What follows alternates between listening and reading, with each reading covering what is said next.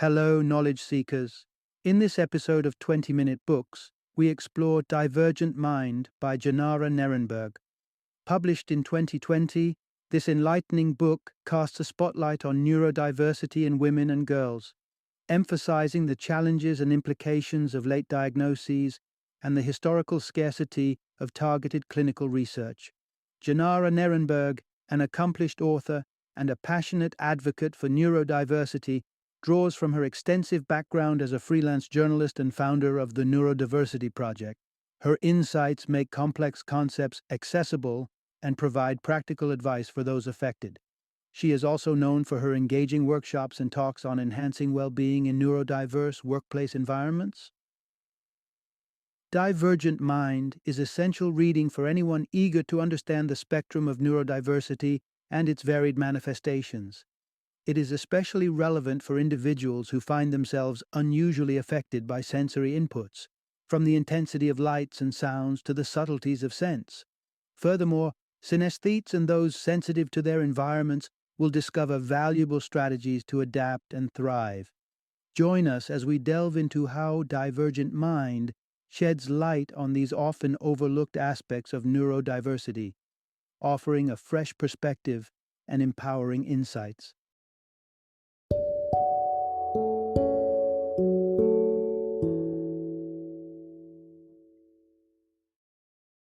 Divergent Mind, Thriving in a World That Wasn't Designed for You. Introduction. Exploring neurodiversity beyond the typical male focus. In recent years, the conversation around autism and neurodiversity has grown louder, especially with controversial debates surrounding vaccinations and medical treatments. Despite the increase in discourse and research, much of the spotlight remains narrowly focused on male subjects. This skewed attention has unfortunately left many women and non-binary individuals grappling alone with various neurodivergent conditions, often without a clear understanding of why they feel different or how to manage these differences effectively. Conditions such as autism, ADHD, Asperger's, synesthesia, and sensory processing disorder are still burdened with significant societal stigma. This stigma forces many neurodiverse women to become masters of disguise, concealing their true selves to blend into a world that seems unaccommodating. The cost of this masking is high, leading to feelings of isolation, guilt, anxiety, and depression. To truly embrace and support neurodiversity, it's crucial for society to encourage everyone to recognize and accept their unique neurology. This involves fostering self-compassion and greater awareness of one's mental processes. By doing so, neurodivergent individuals can better navigate a world that wasn't designed with them in mind and promote systemic changes to cultural norms and environments, enhancing life for everyone. If you've ever been curious about the general concept of neurodiversity or the specific experiences of neurodivergent women, Divergent Mind by Jenara Nerenberg offers an enlightening perspective. Note, however, this summary is not intended as medical advice or a replacement for professional diagnosis and treatment, but rather as an informative look into the topic. Part 1. Embracing a wider spectrum of neurodiversity. In the late 1990s, Judy Singer, an Australian sociologist, introduced the term neurodivergent to provide a more inclusive label for individuals with neurological variations such as autism, ADHD, dyslexia, bipolar disorder, and sensory processing disorders. This term marked a significant shift away from viewing these differences as abnormalities and toward recognizing them as unique variations in information and sensory processing. Representing about 20% of the population, neurodivergent individuals often experience significant impacts on their daily lives due to these differences. Despite growing awareness in educational and medical communities, the bulk of research on neurodiversity has primarily focused on male subjects. This bias mirrors a long-standing trend in medical studies, which have historically excluded female subjects due to concerns about the effects of hormones and reproductive cycles on research outcomes. Neuroscience has similarly reflected this gender disparity. The scarcity of insights into how neurodiversity manifests in women and non-binary individuals leads to a troubling oversight. Many endure years or even decades without a proper diagnosis or treatment. Worse yet, many internalize their unique sensory experiences as personal shortcomings or failures. When they seek help for issues like burnout, anxiety, or sensory overload, their struggles are often unrecognized by healthcare professionals more accustomed to male presentations of these conditions. Masking, the effort to conceal one's neurodivergent traits to fit social expectations, often obscures the recognition and diagnosis of neurodiversity in those who are not male. This adaptation can become so ingrained by adulthood that individuals might not even recognize they are doing it. The consequences of prolonged masking are deep and varied, potentially leading to social isolation, imposter syndrome, depression, and severe anxiety, even among those who are outwardly successful or academically talented. In contexts such as parenting or relationships, neurodivergent individuals may face unique challenges. Attributes commonly associated with neurodivergent males, like sensitivity to touch or difficulty in noisy environments, might be misinterpreted in women as impoliteness, emotional instability, or a lack of maternal instinct. Those experiencing these misunderstandings can feel overwhelming guilt or shame, pushing themselves to the brink of exhaustion in their efforts to seem normal. For many, simply learning that their experiences are recognized and valid outside the traditional masculine perspective can provide immense relief. Understanding the hows and whys of their characteristics not only offers reassurance but also empowers them to make meaningful adjustments in their lives, a topic we will explore further in the following sections. Part 2. Understanding heightened sensitivity in the brain. Every human brain is made up of nerve cells, or neurons, which efficiently translate electrochemical signals into the various brain activities essential for everyday functioning. These neurons form complex structures like the hippocampus and amygdala and are integral to both the sympathetic and parasympathetic nervous systems. Approximately 20% of people experience unique quirks, sensitivities, or processing challenges with these systems, which are not common in the rest of the population. These differences manifest in a wide array of ways, demonstrating the rich diversity within this group. Individuals who are extremely sensitive to external stimuli may find themselves processing information slower than their peers. They might need to read materials multiple times to fully comprehend them, struggle with organizing their thoughts during spontaneous discussions, or feel overwhelmed by chaotic environments, strong odors, or the intense emotions of others. The concept of the highly sensitive person, or HSP, became widely recognized following the release of psychologist Elaine Aron's book in 2010. For many women, this label has served as a gateway to acknowledging and understanding their neurodivergent traits more fully. For HSPs, their acute awareness to their surroundings stems from a deep level of sensory information processing. This is not about being overly emotional, but rather about how their brains interact with their environments. Recognized and appreciated, this trait can be a significant advantage, capable of fostering deep contemplation and innovative solutions to complex challenges. Another fascinating aspect of neurodivergence is synesthesia, where individuals experience a blending of senses, such as seeing music as shapes or associating numbers with specific colors.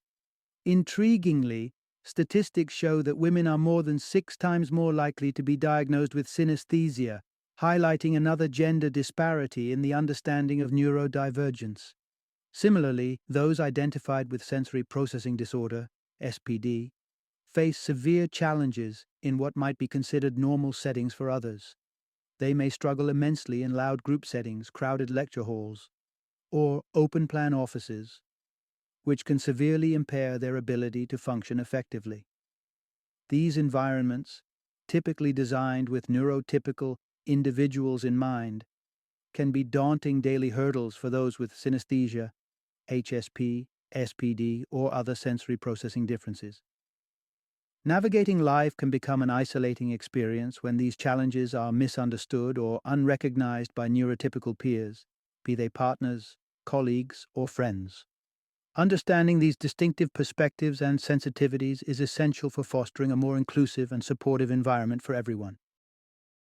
Part 3. Reflecting on the role of mirror neurons. A pivotal aspect of the human brain and nervous system is the presence of special neurons known as mirror neurons. These neurons, originally identified in primates and later confirmed in humans, activate both when a person performs an action and when they observe someone else performing the same action. This phenomenon offers a profound explanation for many complex behaviors, showing how we are naturally inclined to emulate the actions of those around us. This neural mirroring significantly influences our social behaviors, as humans are predisposed to mimic the actions and responses of others. This is especially pronounced in female social circles, where from a young age, the ability to collaborate and mirror behaviors is crucial for social acceptance and success. For women who exhibit traits of autism or ADHD, however, this mirroring process can be significantly disjointed.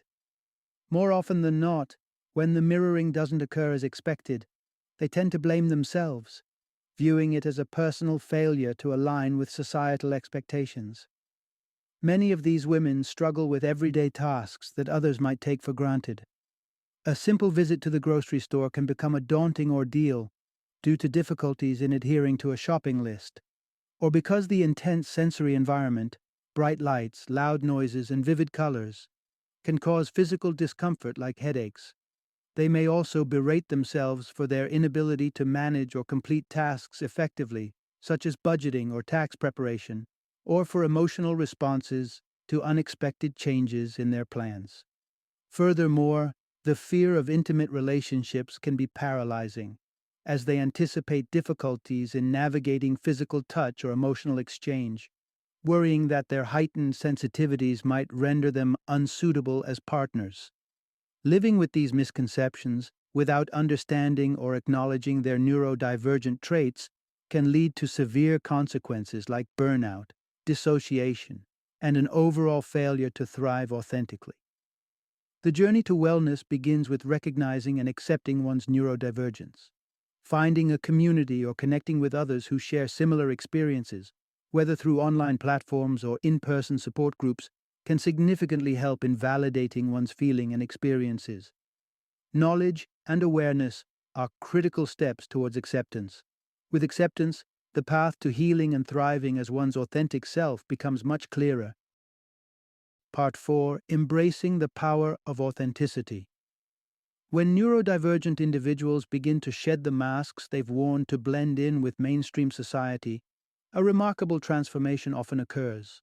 Freed to express their genuine selves, embrace their unique needs, and connect authentically with others, they start to experience a profound sense of thriving. This newfound liberty breaks the shackles of isolation, enabling them to exchange coping strategies with fellow neurodivergents and more effectively manage overwhelming stimuli such as loud noises, strong odors, or chaotic situations. Engaging with an occupational therapist who specializes in sensory processing disorders can open up a toolbox of adaptive techniques.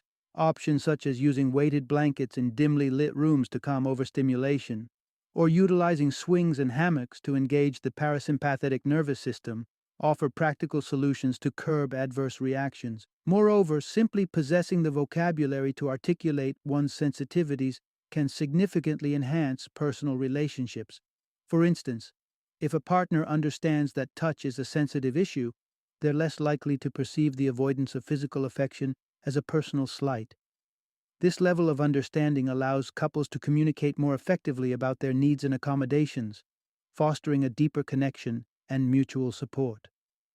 The positive impacts of such empowerment extend beyond personal life into broader spheres like the workplace.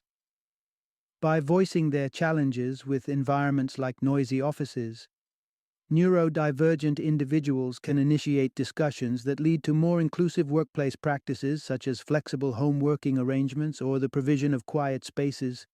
These adaptations not only benefit neurodivergents, but also encourage others to share their own challenges, enhancing overall workplace well-being. Open communication about neurodivergence is also a potent tool. against the stigma typically associated with these conditions.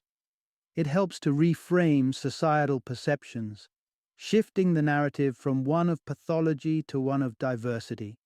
This change in viewpoint recognizes the unique internal experiences of neurodivergent individuals as a natural variation within human diversity, rather than anomalies to be corrected.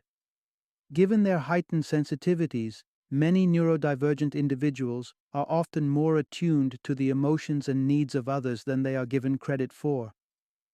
The misconceptions that paint individuals with ADHD or autism as lacking empathy or deep emotional capacity are deeply flawed.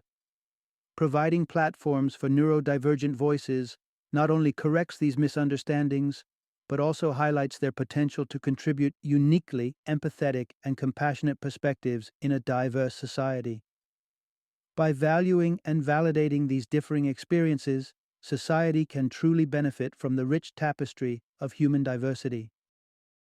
Part 5. Envisioning a more inclusive urban landscape.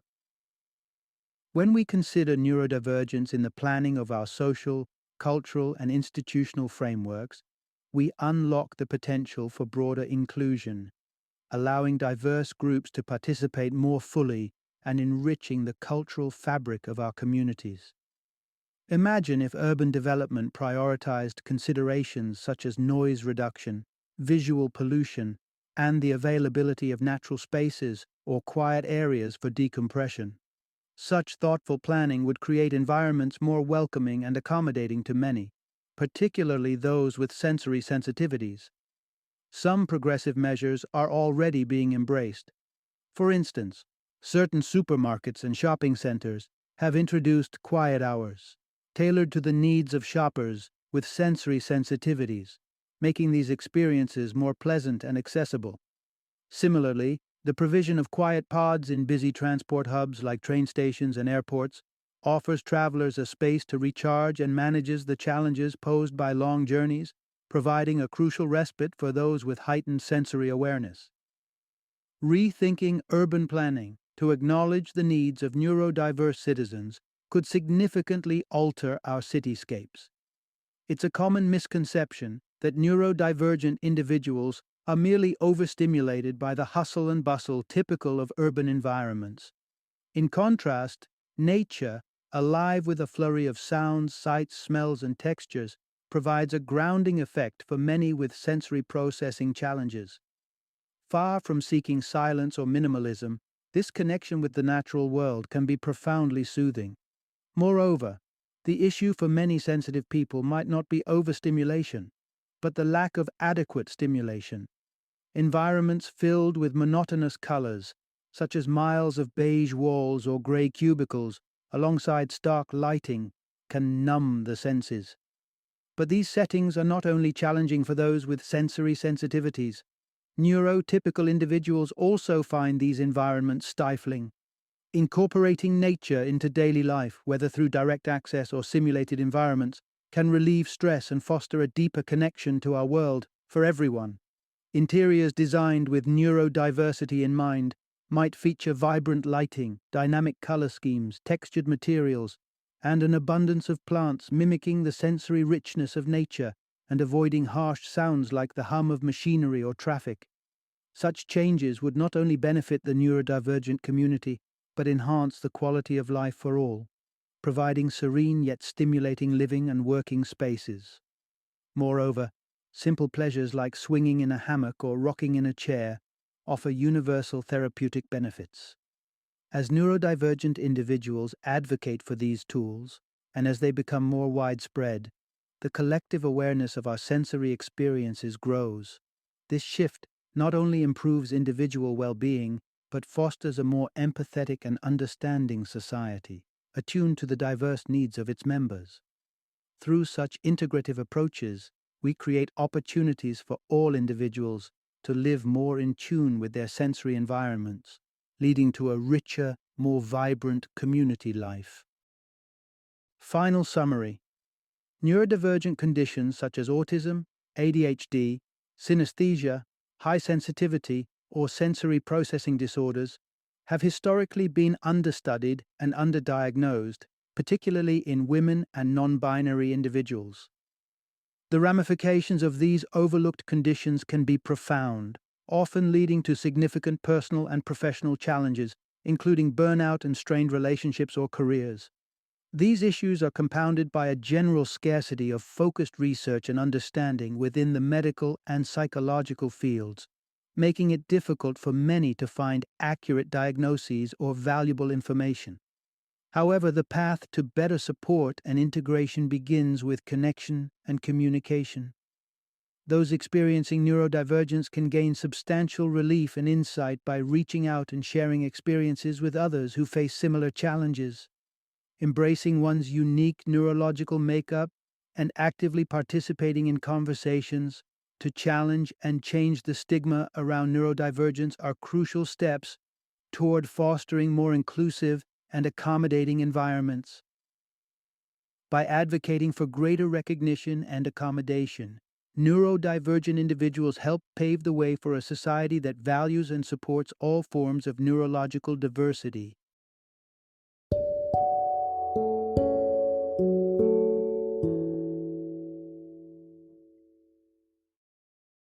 Thank you for joining me today on this journey of learning and discovery as we explored the insights of another thought-provoking book in our growing library of knowledge.